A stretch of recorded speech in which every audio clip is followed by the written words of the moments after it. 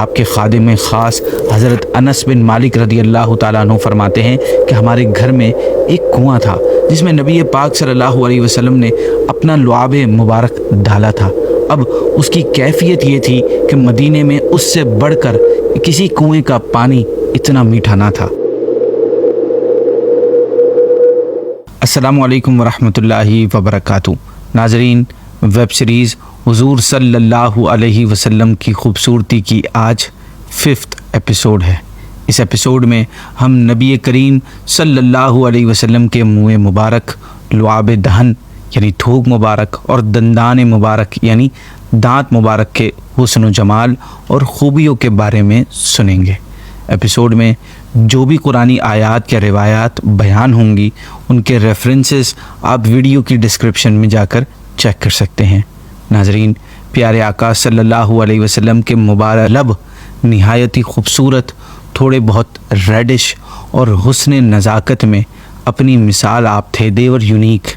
روایات میں آتا ہے کہ آپ کے مبارک ہونٹ نرم و نازک، پتلے اور حسین تھے۔ حضرت حسان بن ثابت رضی اللہ تعالیٰ عنہ بیان کرتے ہیں کہ آپ صلی اللہ علیہ وسلم کے ہونٹ مبارک اللہ پاک کے تمام بندوں سے بڑھ کر خوبصورت تھے، اور سکوت کے وقت یعنی جب آپ خاموش ہوتے تھے تو اس حالت میں ہونٹ مبارک نہایت لطیف یعنی نرم و ملائم محسوس ہوتے تھے۔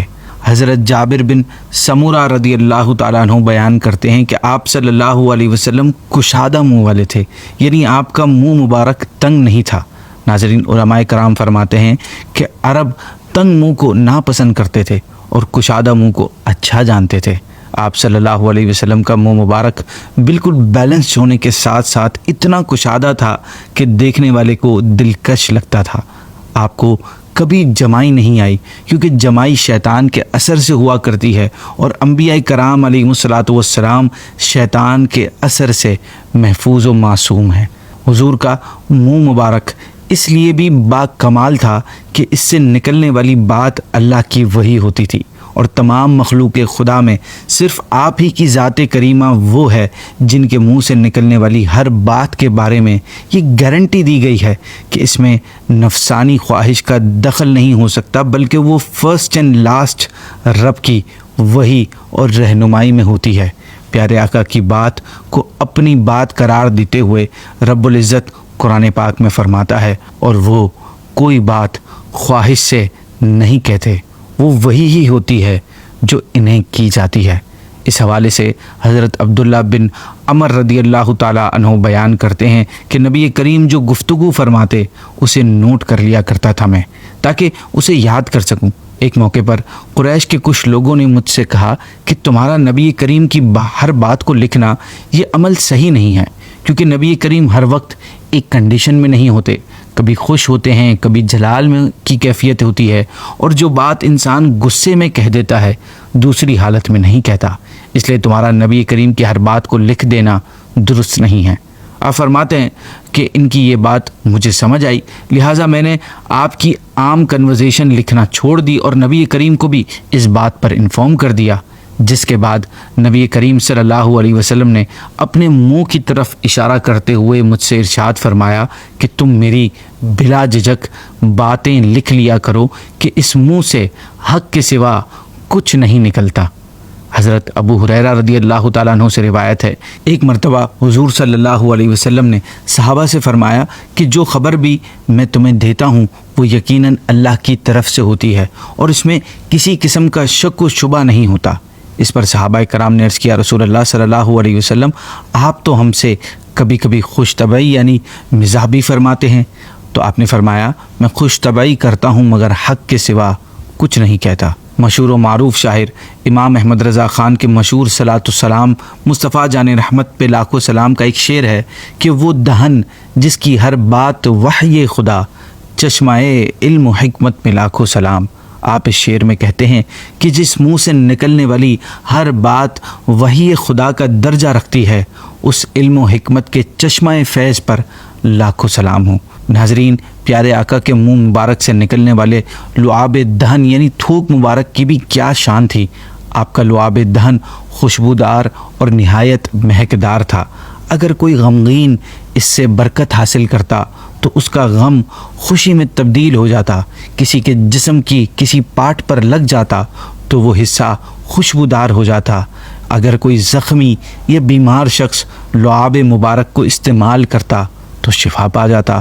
چنانچہ حضرت سہل بن سعد رضی اللہ تعالیٰ عنہ سے روایت ہے کہ حضور صلی اللہ علیہ وسلم نے خیبر کے دن ارشاد فرمایا کہ میں یہ جھنڈا کل ایک ایسے شخص کو دوں گا جس کے ہاتھ پر اللہ خیبر کو فتح عطا فرمائے گا، وہ اللہ اور اس کے رسول سے محبت کرتا ہے اور اللہ اور اس کا رسول اس سے محبت فرماتے ہیں۔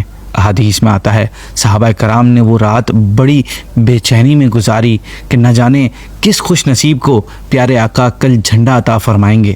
جب صبح ہوئی تو آپ نے صحابہ سے پوچھا علی بن ابی طالب کہاں ہیں؟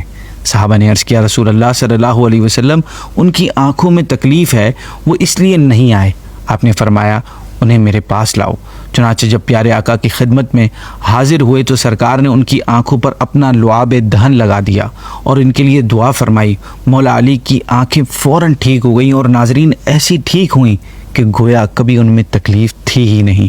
حضرت ابو امامہ رضی اللہ تعالیٰ عنہ سے روایت ہے کہ مدینہ طیبہ میں ایک عورت تھی، اس کا معاملہ یہ تھا کہ اس کے منہ میں جو آتا وہ کہہ دیتی، اس چیز کو لے کر حیا نام کی اس میں کوئی چیز نہیں تھی۔ لوگ اس عورت کے اس رویے کی وجہ سے بہت پریشان تھے۔ ایک دن وہ نبی پاک صلی اللہ علیہ وسلم کے پاس آئی، آپ اس وقت خشک گوشت کھا رہے تھے۔ اس نے آپ سے عرض کی کہ آپ اس میں سے کچھ مجھے بھی دے دیجئے۔ آپ نے اس کے سامنے رکھے گوشت میں سے کچھ عطا فرمایا، مگر اس نے یہ کہتے ہوئے قبول کرنے سے انکار کر دیا کہ میں وہ لوں گی جو آپ کے منہ میں ہے۔ آپ نے اس کی درخواست قبول کرتے ہوئے اپنے مبارک منہ سے کچھ حصہ نکال کر اس کو دیا جو اس نے کھا لیا۔ ناظرین، اس کے جسم میں لعاب مبارک جانے کی دیر تھی کہ اس کی کیفیت بالکل چینج ہو گئی۔ اب اس عورت میں فحش گوئی اور بے حیائی نام کی کوئی چیز، کوئی نام و نشان اس کا باقی نہ رہا۔ ناظرین، نبی کریم کے لعاب دہن کا ایک یہ بھی کمال تھا کہ اگر اسے نمکین پانی میں ڈال دیا جاتا، سالٹی واٹر میں ڈال دیا جاتا تو نمکین پانی اس کی برکت سے میٹھا ہو جاتا اور اس میں خوشبو اور مہک پیدا ہو جاتی۔ احادیث کی بکس میں آپ کے لعاب دہن کی برکات کے واقعات ہنڈریڈز میں ہیں، اور یہ میں کوئی ایگزیجریٹ نہیں کر رہا، حقیقت میں ایسا ہے۔ آپ کے خادم خاص حضرت انس بن مالک رضی اللہ تعالیٰ عنہ فرماتے ہیں کہ ہمارے گھر میں ایک کنواں تھا جس میں نبی پاک صلی اللہ علیہ وسلم نے اپنا لعاب مبارک ڈالا تھا۔ اب اس کی کیفیت یہ تھی کہ مدینے میں اس سے بڑھ کر کسی کنویں کا پانی اتنا میٹھا نہ تھا۔ ابن ماجہ میں حضرت وائل بن حجر رضی اللہ تعالیٰ عنہ سے روایت ہے کہ ایک مرتبہ نبی پاک صلی اللہ علیہ وسلم کی خدمت میں ایک پانی کا ڈول لایا گیا۔ آپ نے اس میں سے کچھ پانی پیا اور کلی کر کے ایک کنویں میں ڈال دیا۔ بس آپ کی اس مبارک لعاب کی برکت سے اس کنویں سے کستوری جیسی خوشبو آنے لگی۔ ناظرین، اتھینٹک احادیث کریمہ سے ثابت ہے کہ آقا دو جہاں صلی اللہ علیہ وسلم بیماروں کو دم فرماتے اور اپنا مبارک لعاب دہن اپنی شہادت کی انگلی سے زمین پر ملتے، پھر اسے بیمار شخص کی تکلیف کی جگہ پر ملتے اور اللہ پاک سے اس کی شفا یابی کی دعا فرماتے۔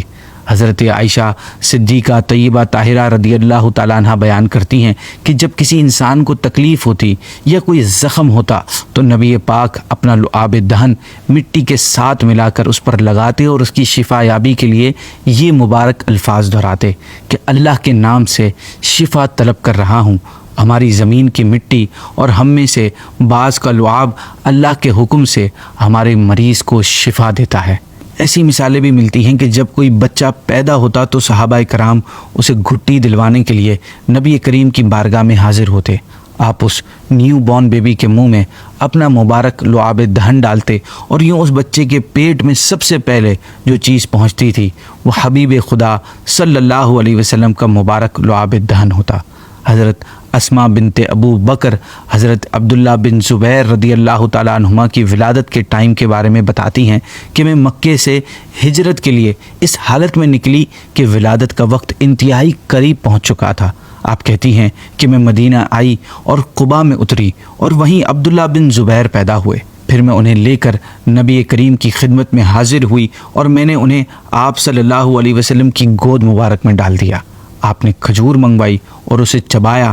پھر بچے کے منہ میں اپنا لعاب دہن ڈال دیا، اور جو چیز سب سے پہلے اس کے پیٹ میں داخل ہوئی وہ آپ کا لعاب مبارک تھا۔ پھر اس کے تالو میں کھجور لگا کر دی، اس کے حق میں دعا کی اور اس پر مبارکباد دی۔ حضرت انس روایت کرتے ہیں کہ جب حضرت ابو طلحہ انصاری کے بیٹے حضرت عبداللہ رضی اللہ تعالیٰ عنہ پیدا ہوئے تو ان کو لے کر نبی پاک کی خدمت میں حاضر ہوا۔ اس وقت رسول اللہ صلی اللہ علیہ وسلم ایک چادر اوڑھے اپنے اونٹ کے روغن مل رہے تھے، یعنی کسی چیز سے مالش کر رہے تھے۔ آپ نے فرمایا کہ تمہارے پاس کھجوریں ہیں؟ میں نے عرض کی جی ہاں۔ پھر میں نے کچھ کھجوریں آپ کو پیش کی، آپ نے وہ اپنے منہ میں ڈال کر چبائیں، پھر آپ نے بچے کے منہ کھول کر اس بچے کے منہ میں ڈال دیا اور بچہ اسے چوسنے لگا۔ رسول اللہ نے فرمایا انصار کو کھجوروں سے محبت ہے، اور اس بچے کا نام آپ نے عبداللہ رکھا۔ اگر بات کی جائے پیارے آقا کے دانت مبارک کی تو آپ کے دانت مبارک نہایت خوبصورت اور کچھ فاصلے والے تھے۔ حضرت عبداللہ بن عباس رضی اللہ تعالیٰ عنہما سے روایت ہے کہ رسول اللہ صلی اللہ علیہ وسلم کے سامنے والے دانتوں کے درمیان مناسب فاصلہ تھا۔ جب آپ کلام فرماتے تو یوں محسوس ہوتا کہ آپ کے سامنے والے دندان مبارک سے نور پھوٹ رہا ہے۔ مناسب کا مطلب یہ ہے کہ دانتوں کے درمیان نہ زیادہ فاصلہ تھا، نہ ہی وہ بالکل جوائنٹ تھے، وہ باریک اور سمندر کے موتیوں کی طرح چمکدار تھے۔ ناظرین، جب ہمارے پیارے آقا تبسم فرماتے، مسکراتے تو دانت مبارک بجلی اور بارش کے اولوں کی طرح چمکتے تھے۔ جب گفتگو فرماتے تو ایسے دکھائی دیتے جیسے سامنے کے دانتوں سے نور نکل رہا ہے۔ اور کیا ہی وہ حسین منظر ہوگا جب آپ مسکرا رہے ہوں گے اور آپ کی خوبصورت دانت اپنا جلوہ دکھاتے ہوں گے۔ آپ کی مسکراہٹ کے بارے میں اماں عائشہ فرماتی ہیں کہ میں نے حضور کریم صلی اللہ علیہ وسلم کو کبھی اس طرح کھل کر یعنی کہکا لگا کر ہنستا نہیں دیکھا کہ آپ کا حلق مبارک نظر آئے، آپ صرف مسکرایا کرتے تھے۔ حضرت عبداللہ بن حارث بیان کرتے ہیں کہ میں نے حضور کریم صلی اللہ علیہ وسلم سے زیادہ مسکرانے والا کسی کو نہیں دیکھا۔ حدیث کی کتابوں میں بہت سارے ایسے واقعات ہیں کہ کوئی واقعہ ہوا یا آپ نے آخرت سے متعلق کوئی بات بتائی، اس میں کوئی ایسی مزاح والی بات آ گئی تو اس پر آپ صلی اللہ علیہ وسلم کھل کر مسکرائے۔ چنانچہ حضرت عبداللہ بن مسعود رضی اللہ تعالیٰ عنہ سے روایت ہے کہ نبی کریم صلی اللہ علیہ وسلم نے فرمایا کہ مجھے اچھی طرح معلوم ہے کہ سب سے آخر میں جہنم سے کون نکالا جائے گا، یہ سب سے آخر میں جنت کے اندر کون داخل ہوگا۔ یہ آدمی اپنے جسم کو گھسیٹتا ہوا جہنم سے باہر نکلے گا، چنانچہ اللہ پاک اس سے فرمائے گا جا جنت میں داخل ہو جا۔ وہ جنت میں داخل ہوگا تو اسے لگے گا کہ شاید یہ بھری ہوئی ہے، یعنی جنت بھری ہوئی ہے، چنانچہ وہ واپس لوٹ کر آ کر عرض گزار ہوگا اے رب وہ تو بھری ہوئی ہے۔ بس اللہ پاک اس سے فرمائے گا جا جنت میں چلا جا۔ لہٰذا وہ جنت میں داخل ہوگا، جنت میں جا کر اسے پھر لگے گا کہ شاید یہ بھری ہوئی ہے، بس وہ واپس لوٹ کر پھر عرض کرے گا اے رب میں نے تو وہ بھری ہوئی پائی ہے۔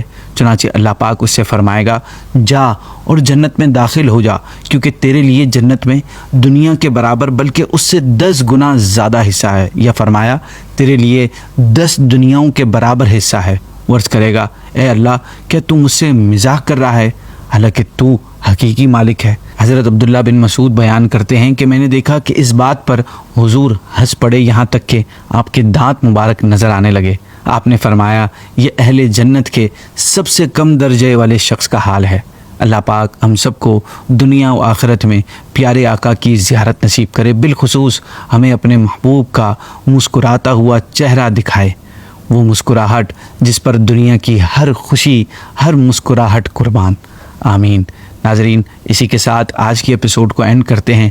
کل انشاءاللہ عز و جل ہم نبی پاک صلی اللہ علیہ وسلم کے چیکس، ایئرز اور نوز کے بارے میں معلومات جانیں گے۔